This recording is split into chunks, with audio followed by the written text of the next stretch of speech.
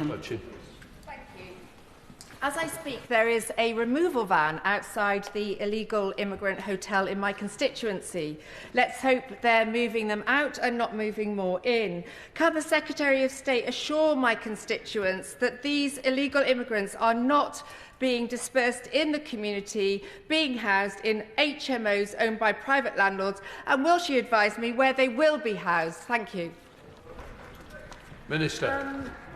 Mr. Speaker, anyone who's in a hotel is someone who's claimed asylum and having their asylum claims pending of being dealt with. They are not necessarily at all illegal immigrants, and the honourable lady should make that position clear.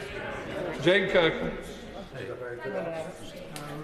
Dr Mohammed Mohsen was offered a position in the acute medicine department at Royal Cornwall Hospital in my constituency. He was due to start this role last year. However, due to the ongoing conflict and travel restrictions in Gaza, he's been unable to travel to the UK.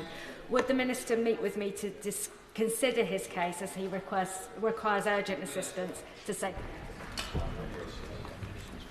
I thank my honourable friend for raising this. I'm very happy to meet her. The FCDO is working to seek to ensure that those who are able and need to leave Gaza, who are eligible to do so, are supported in that, and I'm very happy to look at this matter with her. Sir Julian Lewis. The Home Secretary was asked a question about Lord Hermer of Chagos, as perhaps he ought to be known. Why didn't she answer it, and will she do so now?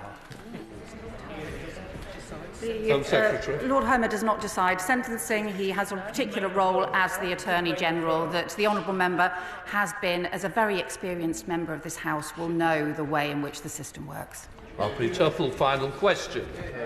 Thank you, Mr. Speaker. A recent roundtable on violence against women and girls, hosted by the Mayor of West Yorkshire, we heard from local organisations who do outstanding work but are hampered by short-term funding, as well as a brave survivor who shared her experiences.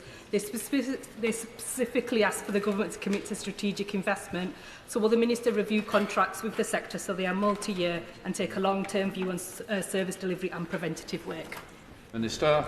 I thank the honourable lady for her question, and she makes a very important point that short-term funding hampers the sector massively. And what I will say, whilst the vast majority of violence against women and girls funding comes from local authorities and in fact from other government departments, I will absolutely commit to looking at how the Home Office manages our contracts to ensure that sustainability is in place.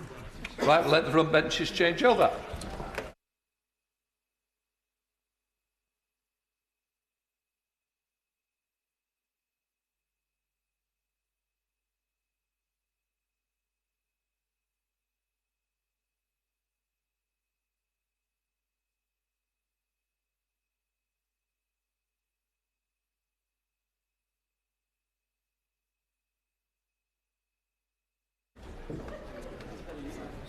Before we come to the next business, I have a brief statement.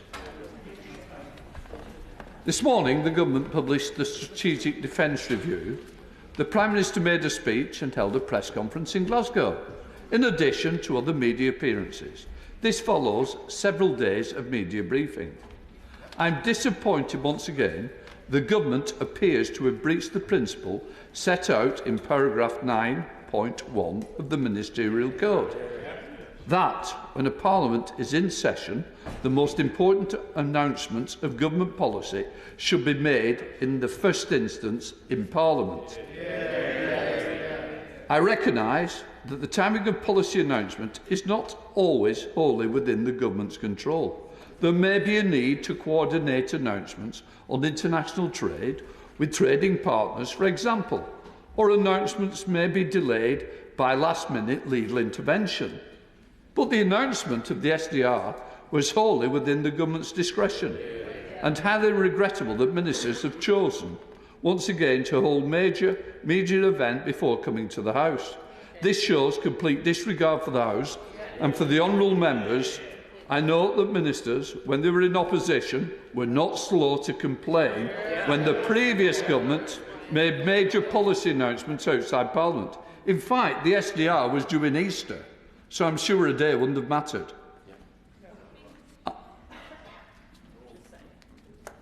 I'm not responsible for the compliance of with the Ministerial Code. That is a matter for the Prime Minister. It is the Government's code, not the House. But I regard this particularly blatant breach. I've invited the Honourable Member for North Devon to consider whether the Public Administration and the Constitutional Affairs Committee might usefully inquire into the matter. Also, I find it interesting that elected ministers are elected members of Parliament first, before they get the ministerial roles. So they should recognise the importance of this House. It's amazing in opposition how everything should be discussed on the floor of the House. But when in government, memories are short on that fact. And I do hope that I've been here through many SDRs. In fact, one of the major SDRs with Lord Robertson was we didn't even know the effect on everybody's constituency till it was read out from that dispatch box. What has changed? I'll tell you what's changed. Disregard for the members who sit on the backbenches. I am here to defend the backbenches, so please, I hope we have no more of this. And all I would say is, it is the Government's Ministerial Code. They should be ashamed of not enforcing it. Right. We now come to the urgent questions. Shall the Leader of the House, Jessie Norman. Thank you, Mr. Speaker. With that in mind, I ask the Leader of the House if she will make a statement on government announcements outside the House of Commons. Leader. Thank you, Mr. Speaker, and I hear your statement today. I responded to an urgent question on a similar matter on the 14th of May. I reiterate the commitments I gave then. The Ministerial Code is clear that when Parliament is in session, the most important announcements of government policy should be made in the first instance to Parliament. This is an important principle that this government stands by and upholds.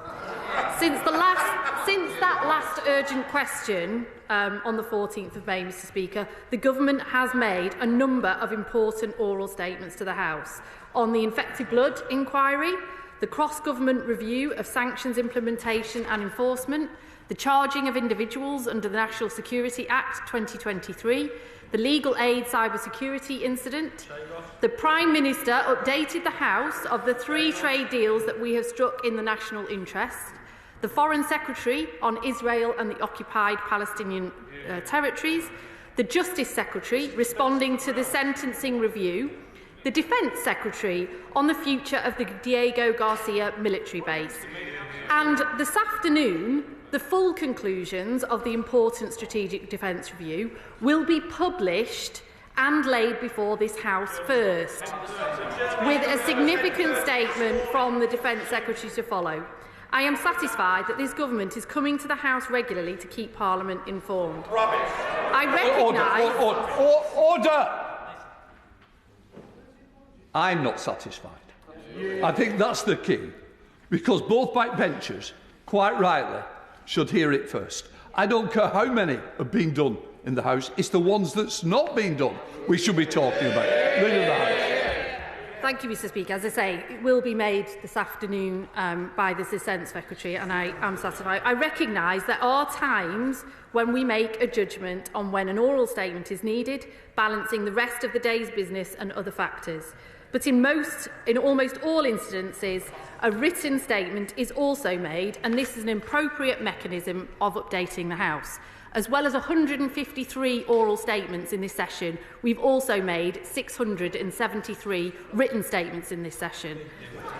As I said before recess, the Code does make clear that when Parliament is in session, announcements should be made to the House. And I would gently point out that as of an hour ago, we had only just returned from recess. And prior to recess, we were at pains to ensure the House got updated on the Diego Garcia military base before the House adjourned.